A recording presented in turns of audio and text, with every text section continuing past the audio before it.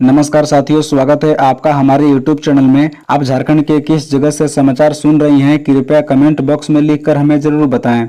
तो आइए जानते हैं झारखंड से जुड़े तमाम मुख्य बड़ी खबरों को। इससे पहले यदि आप वीडियो को लाइक नहीं किए हैं तो लाइक कर दीजिए और चैनल में नए हैं तो चैनल को सब्सक्राइब कर लीजिए। नीट पेपर लीक की होगी सीबीआई जांच, आरोपियों की नाको टेस्ट की तैयारी में बिहार पुलिस, पटना रांची के 10 डॉक्टरों की भी तलाश। दरअसल आपको बता दें कि बिहार पुलिस की जांच टीम ने शनिवार को अपनी जांच रिपोर्ट और सबूत नई दिल्ली में शिक्षा मंत्रालय को सौंप दिए। अब शिक्षा मंत्रालय ने इस मामले की सीबीआई जांच कराने की फैसला किया है। शिक्षा मंत्रालय ने एक्स पर इसकी जानकारी साझा की है। वहीं सूत्रों के मुताबिक जो जांच रिपोर्ट मंत्रालय को सौंपी गई है उसमें बताया गया है कि नीट यूजी की परीक्षा शुरू होने के पहले ही हजारीबाग के ओएसिस स्कूल से पेपर लीक हुआ था।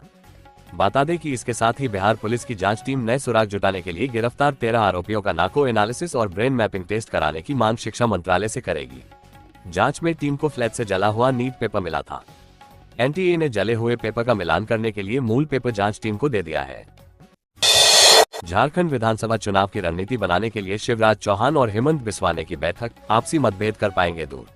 दरअसल आपको बता दें कि केंद्रीय मंत्री शिवराज सिंह चौहान और असम के मुख्यमंत्री हेमंत बिस्वा शर्मा इस साल झारखंड में होने वाले विधानसभा चुनाव के लिए रणनीति बनाने के लिए राज्य के दौरे पर हैं। झारखंड के लिए भाजपा के चुनाव प्रभारी चौहान और सह प्रभारी हेमंत राज्य में पार्टी के लोकसभा चुनाव में प्रदर्शन की भी समीक्षा बैठक की।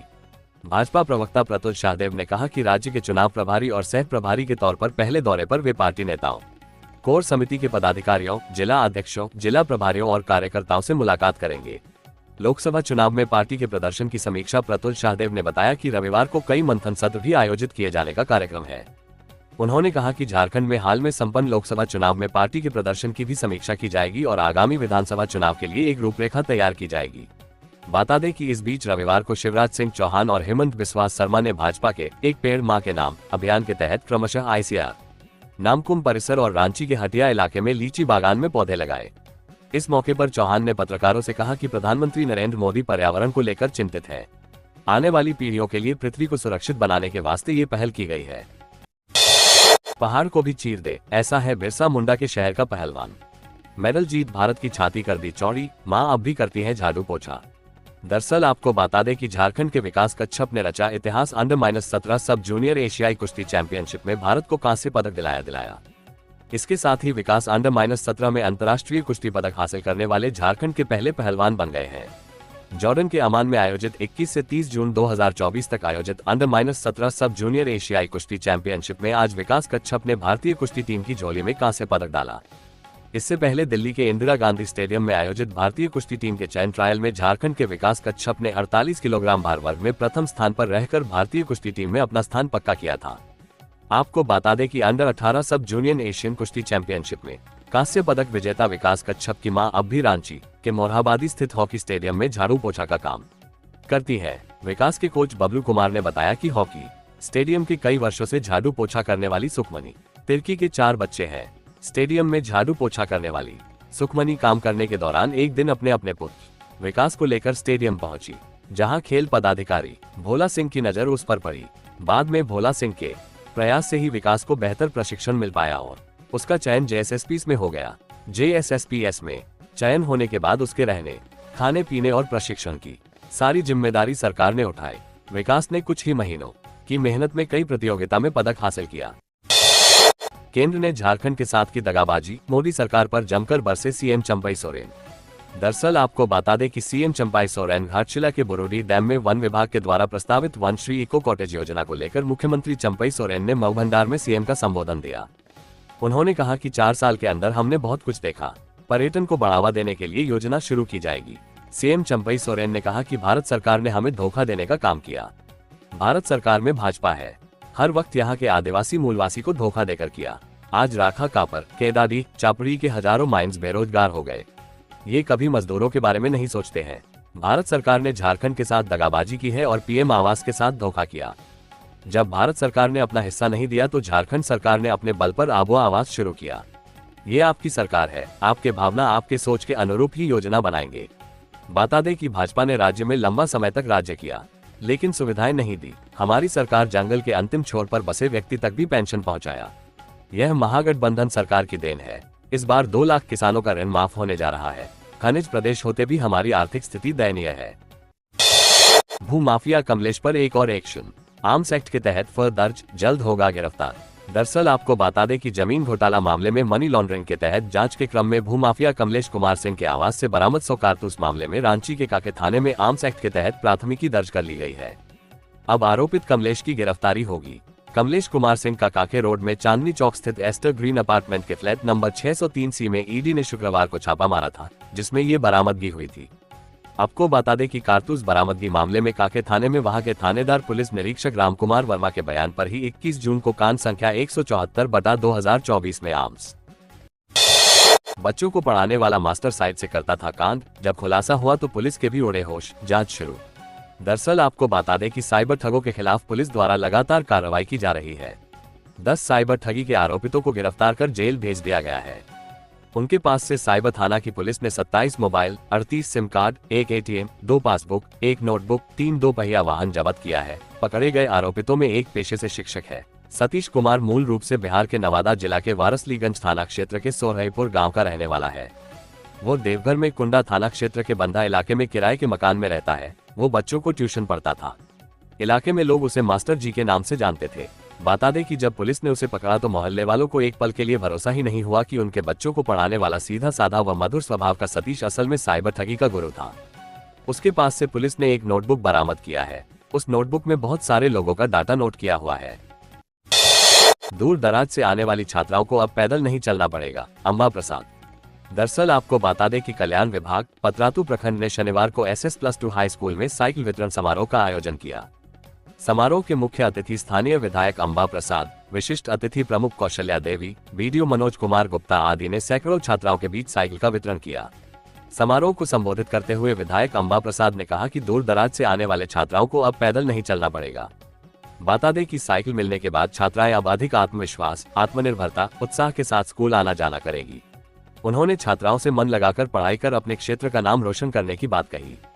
प्रमुख कौशल्या देवी ने कहा कि दूरी की वजह से कई छात्राएं पढ़ाई छोड़ देते हैं। ऐसे में साइकिल योजना छात्राओं के लिए वरदान साबित हो रही है। जामताड़ा में नकली विदेशी शराब फैक्ट्री का खुलासा, शराब बनाने की सामग्री किया बरामद, 3 हुए गिरफ्तार, 3 वाहन भी जब्त। दरअसल आपको बता दें कि जामताड़ा जिला प्रशासन, पुलिस और उत्पाद विभाग की टीम ने जिले के बिंदापाथर थाना क्षेत्र के धोबना गांव में चोरी छुपे चल रहे अवैध नकली विदेशी शराब के कारखाने का खुलासा किया है।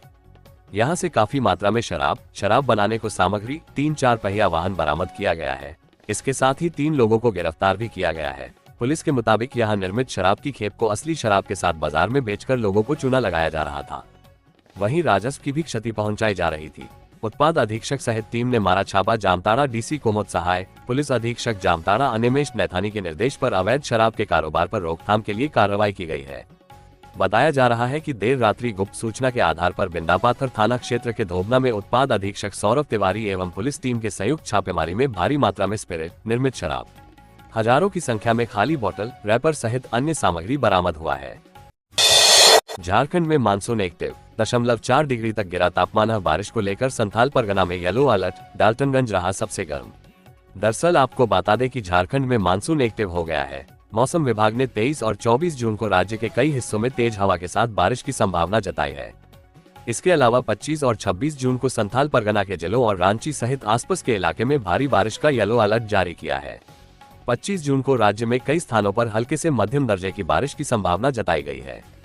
मौसम विभाग अनुसार हल्के और मध्यम दर्जे की बारिश की वजह से राज्य के अधिकांश जिले के तापमान में 4 से 5 डिग्री की गिरावट देखी गई है। पिछले 24 घंटे में सबसे अधिक तापमान 39.4 डिग्री डाल्टनगंज का रहा है। वहीं सबसे कम तापमान सरायकेला का 24 डिग्री सेल्सियस रहा। बता दें कि प्री मानसून की बारिश ने लोगों को गर्मी से राहत दी है। राज्य के कई जिलों का तापमान काफी कम हुआ है। पलामू प्रमंडल के कुछ जिलों को छोड़कर अन्य में अधिकतम तापमान 40 डिग्री से नीचे आ गया है। केवल डाल्टनगंज का तापमान 40 डिग्री के आसपास रिकॉर्ड किया गया है। नीट पेपर लीक के झारखंड कनेक्शन से आहत संजय सेठ, केंद्रीय राज्य मंत्री ने कहा यहां लूट खसोट की सरकार। दरअसल आपको बता दें कि नीट पेपर लीक मामले के तार अब झारखंड की राजधानी रांची से भी जुड़ रहे हैं। पेपर लीक मामले में जांच कर रही पटना पुलिस ने झारखंड से 2 लोगों को गिरफ्तार किया है। झारखंड से मामले के तार जोड़ने पर केंद्रीय राज्य मंत्री संजय सेठ ने रांची एयरपोर्ट पर पत्रकारों से बात करते हुए कहा कि कोई भी आरोपी बचेगा नहीं। कोई कितना भी प्रभावशाली क्यों ना हो, बचेगा नहीं। पत्रकारों से बात करते हुए संजय सेठ ने झारखंड सरकार को भी निशाने पर लिया। उन्होंने कहा कि झारखंड सरकार लूट खसोट की सरकार है। प्रदेश के पूर्व मुख्यमंत्री हेमंत सोरेन ने भ्रष्टाचार के मामले में जेल जाने से पहले अपने मुखौटे को राज्य की कमान सौंपी थी। चंपई सोरेन के नेतृत्व वाली महागठबंधन की सरकार लूट खसोट की राजनीति कर रही है। इस सरकार का भी समय पूरा हो गया है।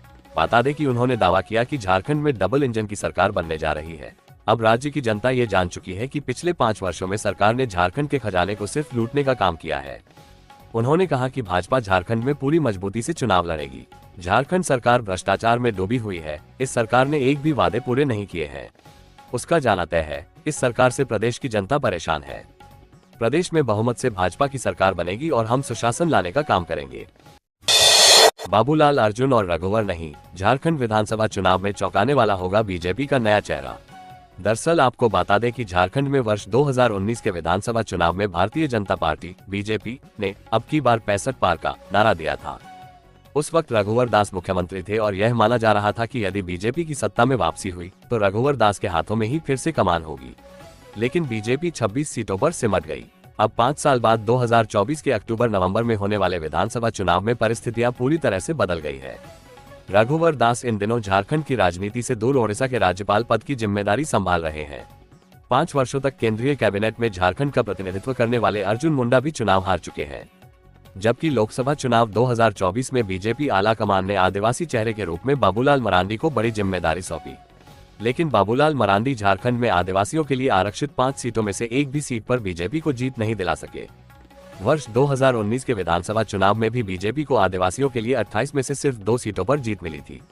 हालांकि बीजेपी नेतृत्व को उम्मीद थी कि रघुवर दास की जगह बाबूलाल मरांडी को खुली छूट देने से पार्टी को आदिवासियों के लिए आरक्षित सीट में सफलता मिलेगी।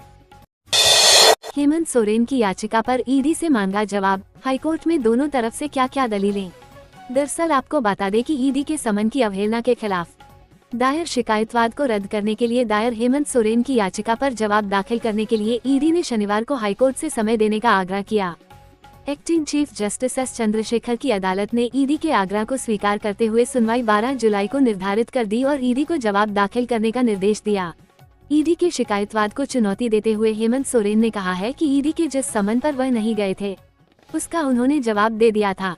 इसके बाद वह समन लैप्स कर गया था। नए समन पर हेमंत सोरेन ईडी के समक्ष उपस्थित हुए थे और समन का अनुपालन किया था। ईडी ने दुर्भावना से प्रेरित होकर उन्हें बार बार समन जारी किया था। इस कारण ईडी के शिकायतवाद पर निचली अदालत के संज्ञान को रद्द कर देना चाहिए। बता दें कि हेमंत सोरेन पर समन की अवहेलना करने का आरोप लगाते हुए ईडी ने शिकायतवाद दायर किया है। ईडी ने कहा है कि हेमंत को ईडी ने जमीन घोटाला मामला में 10 समन जारी किया था, जिनमें से मात्र 2 समन पर ही हेमंत सोरेन ईडी के समक्ष उपस्थित हुए थे। यह ईडी के समन की अवहेलना है। हेमंत ईडी के समक्ष 20 जनवरी को 8वें एवं 31 जनवरी को 10वें समन पर उपस्थित हुए थे। शिकायतवाद पर निचली अदालत ने संज्ञान लिया है और हेमंत सोरेन को समन जारी किया है। यह मामला फिलहाल रांची के एमपीएमएलए कोर्ट में लंबित है।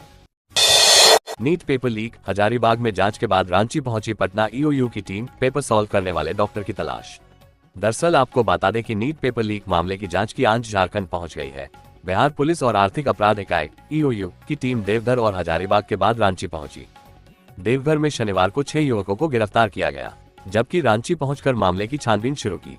नीट का पेपर प्रिंटिंग प्रेस से रांची के सदर थाना क्षेत्र स्थित कोरियर कंपनी के दफ्तर में आया था। फिर यहां से हजारीबाग स्थित कोरियर सेंटर में गया। इसके बाद वहां से पेपर डंप बनाया गया और हजारीबाग बैंक की शाखा में ले जाया गया था।